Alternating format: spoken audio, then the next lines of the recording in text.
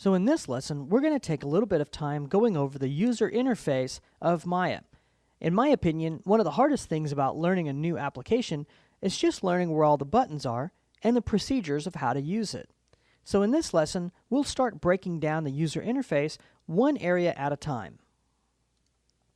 So this is the Maya user interface, all active and available. What we're going to do is turn everything off and then just start with just some of the bare pieces. So to do that, we're going to go to Display, down to UI Elements, and then we'll choose Hide All UI Elements. Okay, we'll go ahead and turn everything off. All right. So what you're left with is the main menu set up here. And this menu is broken down into two parts.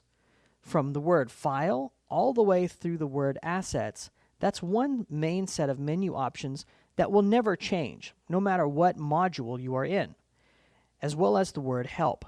Now, everything in between Assets and Help will change depending on your module. So, for example, if I press F3, I will go into the Polygon module. F4 takes me into Surfaces, F5, Particles, and you kind of get the idea of how these items will move or adjust based off of which module you are in. Now, you see this dark line? Well, underneath that dark line, this set of menus has to do with this particular panel or window. So if this window was some type of an editor, I would have completely different menu options. So just remember that these belong to this window. Now, underneath these menu options, you actually have some shortcut buttons. And these shortcut buttons are pretty much just graphical representations of what you could do with the menu. So for example, if I want to turn off this grid that is inside of my scene here, all I have to do is go to Show and then turn off Grid. And there it's gone. I can also just hit this button. So if I hit that button, I can bring it back and however I please. Now there's a number of other little buttons here that you can use to help you see these objects a little better. For example, if we wanted to see this object shaded, I can choose that and it does a smooth shade on this object. If I wanted to view a wireframe with the shaded, I can do that. Okay, and these can be turned on or off independently. Okay, and we'll talk about some of these details about this object here in just a second. Again, all of my orbiting tools work, again, no problem. Now, anytime that you see a line with a rectangle in it, what that means is you can click once and collapse it. So maybe there's some stuff that you really don't use that much. You can just click and collapse and make it a little bit easier to see exactly what you're working with, since those are the tools that you use the most. Okay. All right, the next area that we're going to talk about are these dotted lines. So you notice on all of these menus, and especially if it has a breakout, you'll see these little dotted lines right here. Well, let's go over here to Display, UI Elements, and let's click on that dotted line. What that does is it tears off that menu. This way, if you have to keep going, Display, UI Elements, down to this, and then again, Display, UI Elements, down to this. Instead, you can just tear it off and have it available for you whenever you need it. So the first item we're going to turn on is the status line. And if you notice, it happens at the top. It comes in at the very top. And with the status line, you got pretty much some great shortcuts for some of your main menu items. So new file, open a file, save a file, pretty standard stuff. You have how you're going to select objects. And then this area is called a selection mask. So we'll come back and experiment with this here in just a little bit. The magnet represents your snapping tools, and when we get into modeling, you'll learn about many of those. And then we have some rendering options as well as some buttons to activate some of the other user interface elements. The main thing that I want you to be aware of in this menu item here, or user interface item, is this drop-down box. So earlier when I was moving around these menu items up here, notice by dropping this down and choosing a different module, that's how this menu is being adjusted. So if I'm working with rendering and lights, I can go to my rendering module and I'll have all my things available for me there. If I go to polygons, all my polygon tools are there. So it's just a really easy way of finding the things that you need that you're working with. Okay. I'm going to go ahead and turn that off, and I'm going to turn on the shelf. Now the shelf is just like the term bookshelf. So it's a place where you can stick things, and this is highly customizable. So how do we see all of the shelves that are available? Well, you may or may not have yours on, but mine is turned off. I'm going to actually turn mine on. These are called shelf tabs, and I'm getting this by just clicking on this arrow and choosing shelf tabs. I'll click once, and you'll notice I have all these tabs available to me. And I actually have a lesson a little bit later on how to actually create your own shelf item and build your own custom shelf directly from scratch.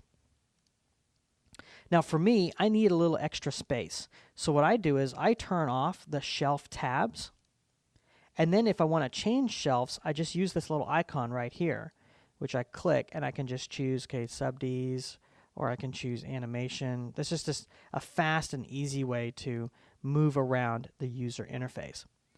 Now, notice when I move my mouse over some of these items, I get just a normal arrow. And then sometimes when I move my mouse over, I get this little bitty rectangle that's underneath my arrow. What that means is you can right-click on this object, or that this object has a menu tied to it. So, for example, let me turn my status line back on. And when I click here, you can see I can right-click. And by having that indicator, it tells me that some of these options, notice none of these do, but this one does. So if I right-click, there's a menu. So a regular click will turn it on or off. A right-click will allow you to access the menu. Okay? So let's talk now about the time slider. This is pretty much like a VCR control or a DVD control in that you have a time range. So I have 1 to 24 frames visible.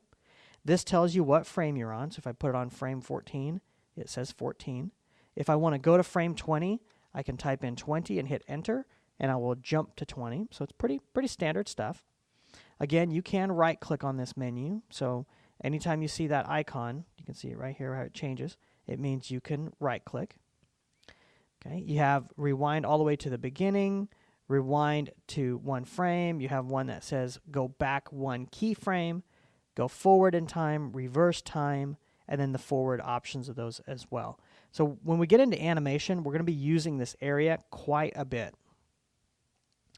Now let's talk about the range slider. Actually, I'm going to leave the time slider on, and I'm going to talk about range slider in relation to that. So the range slider and the time slider, they go together. They're a pair of tools that you use. And what this represents is 1 to 24 frames, but really my animation goes from 1 to 48 frames, as you can see there. So how do I adjust that? Well, you go from 1 to 24, right here, this is 1 to 24, which represents this number. And if I click this little box, I can increase the number of frames that I'm looking at. So let's say I want to look at 30 frames at a time, but I don't want the first 30 frames, I want the last set of frames. No problem. Click and drag, and you can move this over to the last 30 frames that are in this animation. So it's just a great way of managing. Now, if you want to have more frames, no problem. In this second column, just put in how many frames you want. Let's say we want 400 frames.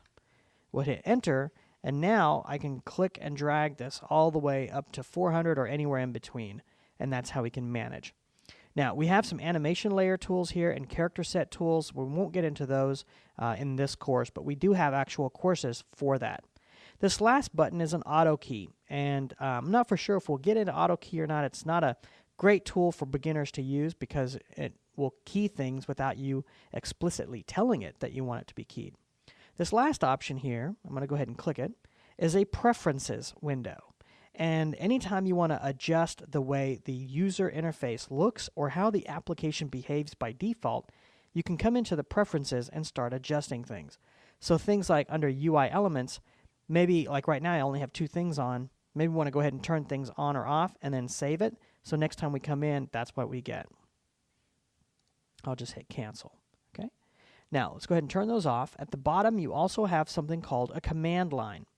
Now the command line is very interesting because right here where it says Mel, what this is going to do is give you some feedback right here, And then here is where you can actually type in a command. Actually, I'm sorry, got those reversed. Type in a command here, and then you'll get your feedback here. So for example, let me open this last little button here, and this is the script editor. Okay.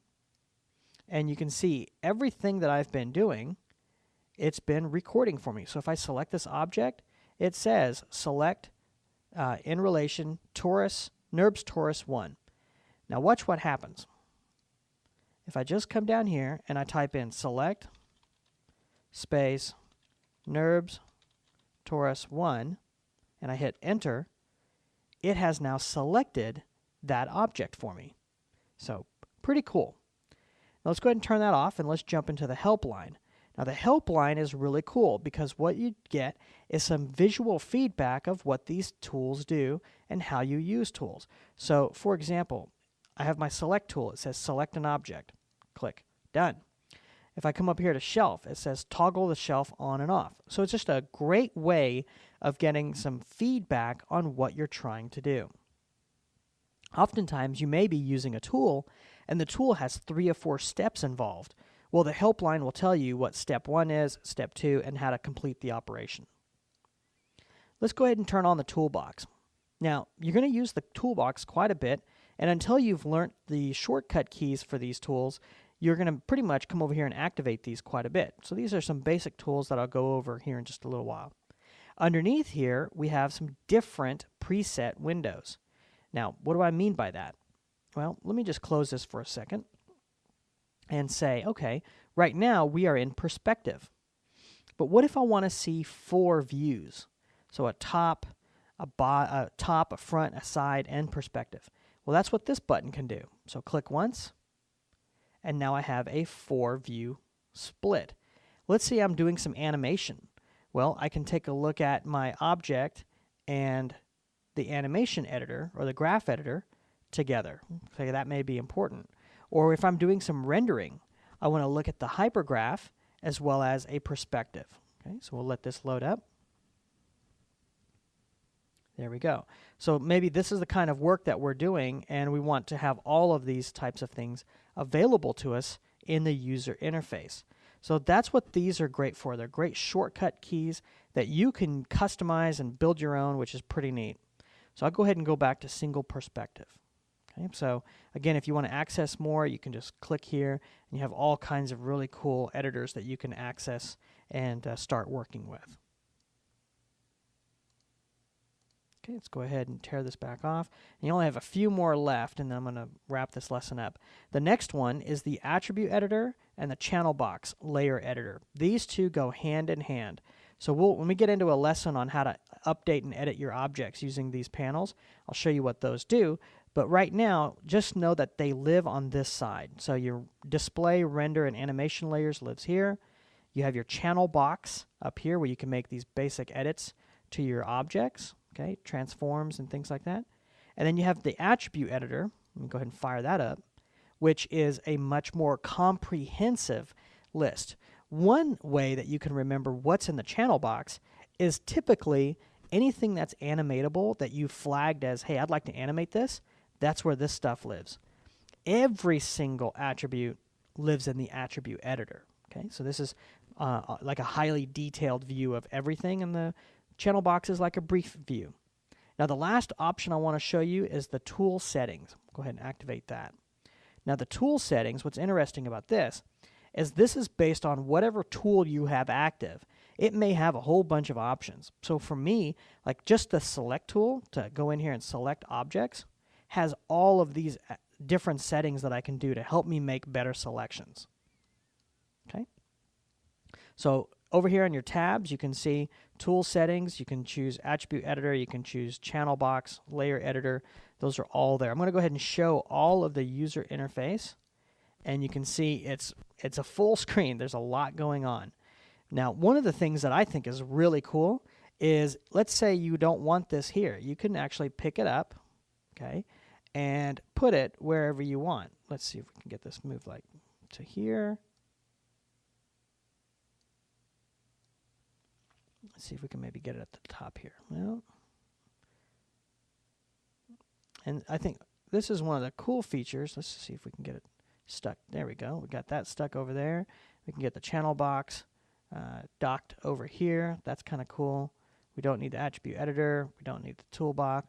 And so I've completely changed the way this UI looks and feels and works. And let's see if I can get it to stick. There we go. You just have to wait for it to react. Give it a second. There it goes.